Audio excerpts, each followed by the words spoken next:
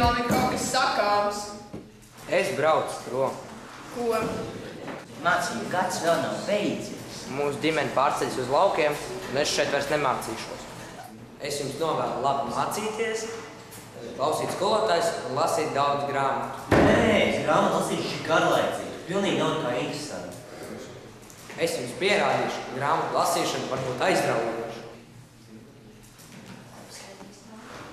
Esmu izlasījis gandrīz visu grāmatu, tagad es izlasīšu pēdējās 2 rindiņas, un tad kaut kas notiks.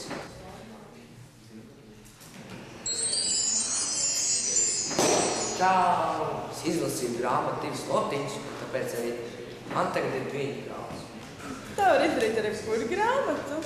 Jā, tikai jāizlasa grāmatu no sākuma līdz beigām.